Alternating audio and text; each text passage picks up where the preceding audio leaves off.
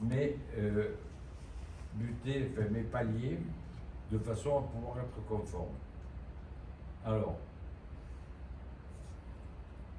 alignement naturel. J'ai à 0, vous voyez, j'ai une flèche, compte tenu du poids de mon tourteau, de mon diamètre, j'ai une flèche qui me donne un peu moins d'un dixième. C'est pas mortel. Ok. Je fais la même chose en alignement rationnel. Et là, je regarde quelle est la différence que j'ai de réaction sur mes paliers et je regarde quel est mon flambage. Là, je suis rigide, là, je suis rigide, là, je flambe ici, alors qu'avant, je flambais beaucoup plus. J'étais à 0,25 et ici, je suis à... J'ai gagné 5 centièmes sur le whirling.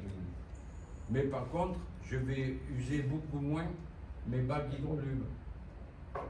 Donc, c'est clair que dans ce cas-là, l'alignement rationnel est convenable.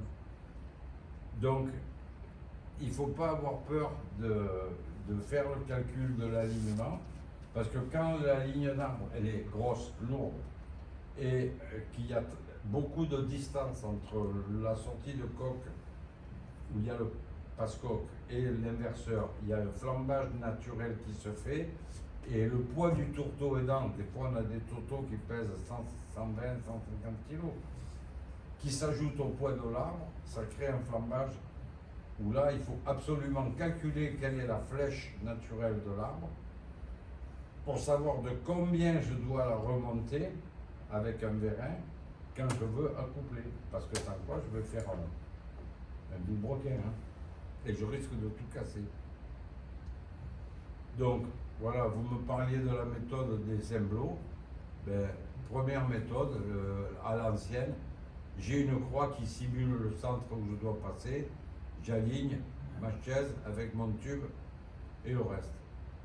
Deuxième méthode, je mets le laser. Alors ça c'est facile, sauf que bon, si on fait ça sur un bateau neuf, c'est bien. Si on fait ça sur un bateau vieux, dont la structure a souffert, il faut vraiment faire attention au calage. D'où l'important de mettre des teints et des épontilles partout, là où il faut, de façon à vérifier.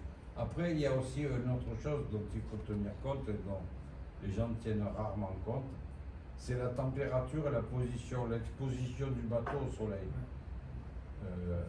Faire un alignement à midi, c'est une hérésie. Les alignements, il faut les faire le matin de bonne heure, vers 7h, 8h maximum.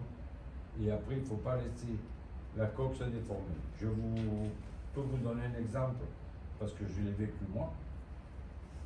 On a fait des patrouilleurs militaires, et puis on m'a demandé d'aligner.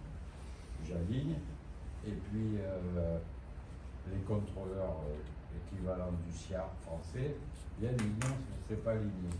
C'est aligné. C'est pas aligné, venez voir. Je vais voir, effectivement, j'avais 1 cm d'écart. 1 cm, c'est pas rien. Bon, c'est un bateau de 30 mètres quand même, mais 1 cm, c'est beaucoup. Je comprends pas. Et puis j'ai dit, mais attendez, le soleil, il est où? Et on l'avait sur le côté. Mais la coque, elle se dilate. Elle est plus droite, la coque, elle est en arrondi. La partie qui est au nord, elle est rigide, la partie qui est au sud, elle est dilatée.